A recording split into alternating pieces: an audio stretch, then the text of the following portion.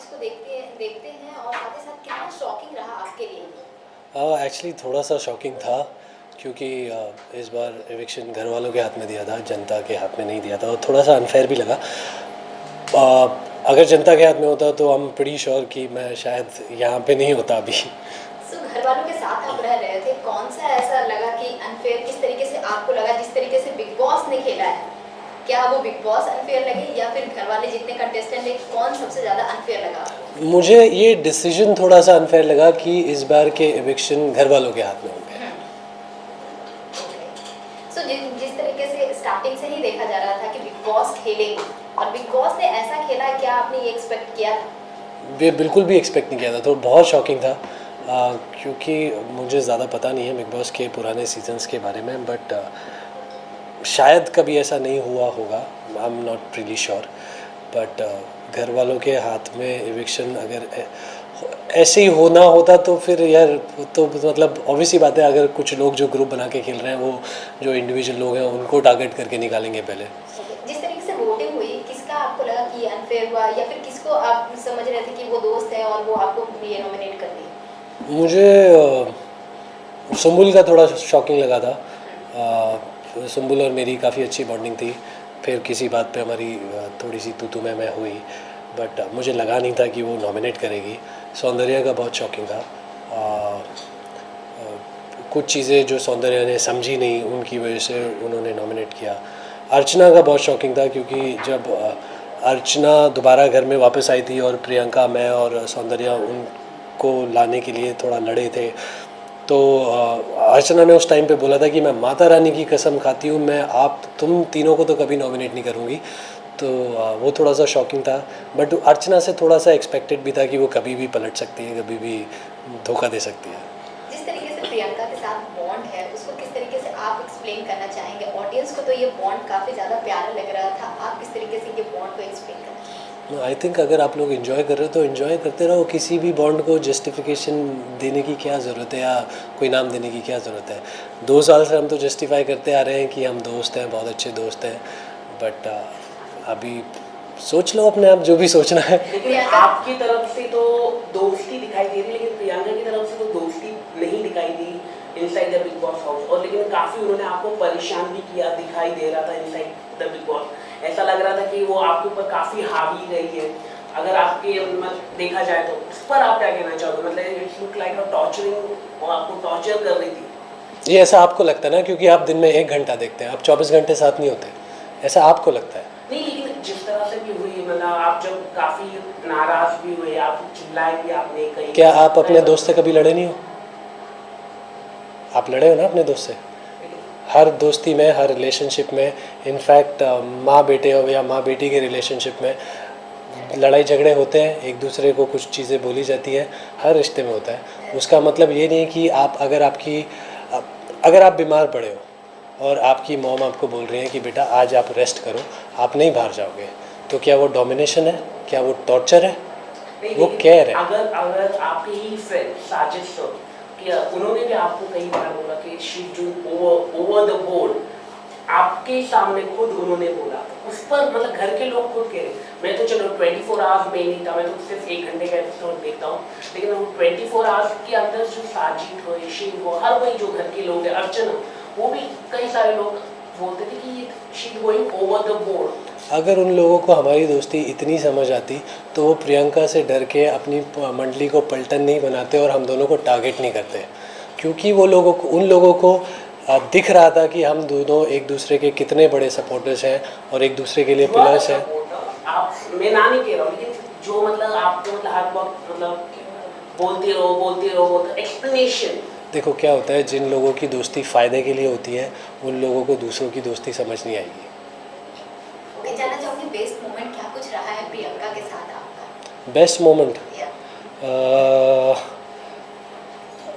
जब घर से चिट्ठी आने वाला टास्क था और प्रियंका को वो चिट्ठी पढ़ने का मौका नहीं मिला था और मैंने उसके लिए एक ऐसी चिट्ठी पढ़ी थी, तो आई थिंक वो बेस्ट मोमेंट था। प्रियंका के अलावा और किसे आप ये ट्रस्ट करते थे और हमेशा उनके साथ बॉन्ड बना कर रखना चाहेंगे? साजिद सर, उन्होंने हमेशा मुझे सपोर्ट किया है और मुझसे भी जितना बन पड़ा मैंने किया उनके लिए। और हमारी दोस्ती जो भी हुई वो किसी गेम की वजह से नहीं हुई, वो दोनों के पर्सनल इंटरेस्ट की वजह से हुई।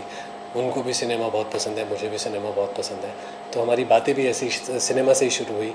एंड प्रियंका के अलावा सिर्फ साजिद सर हैं जिनके साथ मैं घर के बाहर भी दोस्ती रखना चाहूँगा। घर में सबसे ज़्यादा स्ट्रॉन्गेस्ट प्लेयर कौन लग रहा है? प्रियंका। प्रियंका के अलावा अगर बात की जाए तो उनके बाद कौन लग रहा है? मैं कैसे बोलूँ कि उसके अलावा कौन स्ट्रॉन्ग प्लेयर है? सब तो ग्रुप में खेल रहे हैं, ग्रुप में किसकी इंडिविजुअलिटी निकल के आएगी, किसकी पर्सनालिटी निकल के आएगी? एक इंसान नहीं है घर में जो ग्रुप में नहीं खेल रहा।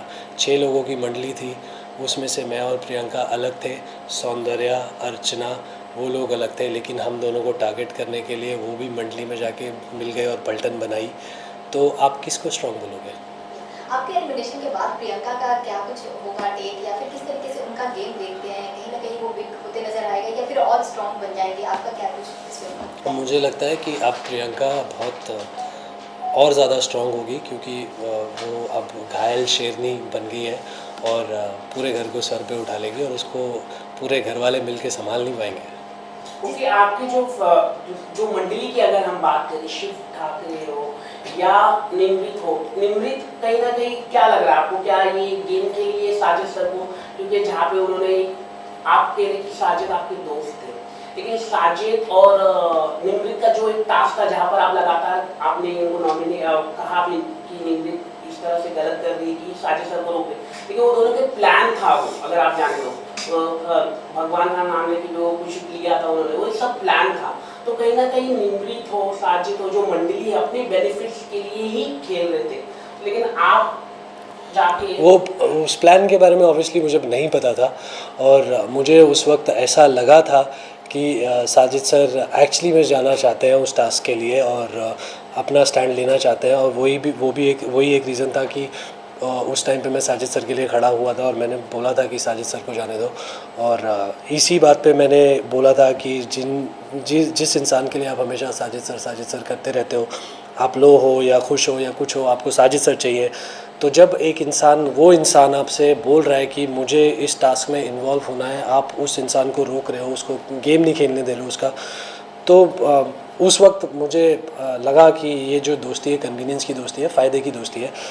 अगर वो नहीं भी होता, अब अगर प्लान भी है तो भी शिव और निमृत की दोस्ती साजिद सर के साथ क्लियरली दिखती है कि ये फ़ायदे की दोस्ती है, क्योंकि निमृत पहले गौतम और शालीन वाले ग्रुप में थी जहाँ पे उन्हें सपोर्ट चाहिए था, आगे बढ़ना था। जब उनकी गौतम से अनबन हुई, जब सौंदर्या उस ग्रुप में आ गई, तो वो जाके शिव के साथ मिल गई, क्योंकि आई थिंक उनको कहीं ना कहीं पता है कि वो इंडिविजुअल नहीं खेल सकती हैं और उनको सपोर्ट के साथ ही आगे बढ़ना पड़ेगा। आपका एलिमिनेशन बहुत ही ज़्यादा शॉकिंग है आपके लिए, हमारे लिए और साथ ही साथ फैंस के लिए। जानना चाहूँगी आपकी जगह किसको आप एलिमिनेट देखना चाहते थे या फिर होना चाहिए, कौन डिजर्विंग था? Sumbul, Nimrit, MC stand, but क्योंकि वो एक ग्रुप का पार्ट है और पूरे ग्रुप ने मिलके हमें टारगेट किया है, तो इसलिए वो नॉमिनेशन में भी नहीं आए। जिस तरीके से फैंस अगर हम स्टैंड ले बात रहे करें हैं, सिम्बुल हो या शालीन हो, ये तीन जो एंगल चले, टीना का लव स्टोरी जो चला, फेक भी चला, क्या लग रहा है आपको इन तीनों के बारे में? इन लोग सिम्बुल भी काफ़ी ड्रामेटिक हो गई थी अंदर, आप क्या कहना चाहोगे? जब अर्चना को भी जब आउट हुई थी तो वहाँ पे भी वो चिल्लाना शुरू कर दिया था, एंड साजिद सर भी काफ़ी प्रोवोक कर रहे थे कि निकलो, इसको मारो, निकल। तो हाउ यू सी द ये तीन मंडली थी, ये फेक लव स्टोरी चली अंदर? वो मुझे ऐसा नहीं लगा कि सुम्बुल और शालीन की कोई लव स्टोरी थी, क्योंकि सुम्बुल के साथ मैंने काफ़ी बातें की है, मेरा उनके साथ अच्छा बॉन्ड भी था। तो मैंने उन्हें जितना समझा है, वो एज अ पर्सन है ऐसी कि वो अपने दोस्तों को गले लगाएंगी, उनके लिए कुछ चीज़ें करेंगी, उनका काम करेंगी।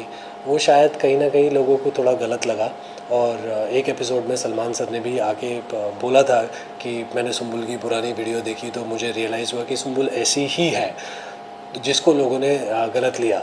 तो ऐसा कोई लव एंगल था नहीं। जिस तरीके से ये पब्लिक जो है बिग बॉस की और आपकी जो फैंडम है वो ट्विटर पे ट्रेंड करवा रहे हैं कि नो अंकित नो बिग बॉस, इसको पर आप क्या कहते हैं? इस पर नहीं, एक क्वेश्चन मेरा ओके, इस पर आप क्या कुछ बोलना चाहेंगे? मुझे भी अभी कुछ देर पहले ही पता चला है कि कुछ ऐसा बड़ा ट्रेंड चल रहा है और कुछ 1 मिलियन से ज़्यादा ट्वीट्स हो Yeah. चुके हैं उस पर, which is overwhelming for me.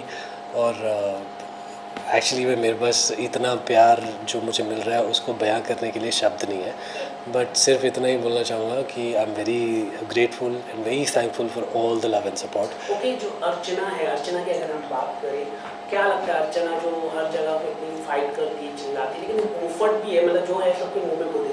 जो नॉमिनेशन की भी अगर हम बात करें, हर बार नॉमिनेशन का सही ही जो होता है आंसर, मतलब जो देना रहता है प्रॉपरली, वो ही दे पाती है। वो तो कभी गलत नहीं बोलती है, चाहे उसकी आपकी बात पसंद ना आए, चाहे आपकी उसका एटीट्यूड पसंद ना आए, ना उसकी आवाज़ पसंद आए, लेकिन जो आंसर देना होता है वो सही, उस पर आप क्या कहना चाहिए? क्योंकि वो गेम में इतनी इन्वॉल्व है और सिर्फ गेम के साथ ही लॉयल है, इसीलिए वो इतना सही जवाब दे पाती हैं। और बात ऐसा नहीं है कि वो हमेशा सही बोलती है, बहुत सारी चीज़ें हैं जो वो बहुत झूठ बोलती हैं। बहुत लोगों में झूठ बोल के लड़ाइयाँ भी लगवाती हैं और लड़ाई लगवा के वो निकल जाती हैं और इन्जॉय करती हैं। Okay, Okay, thank you. एक आखिरी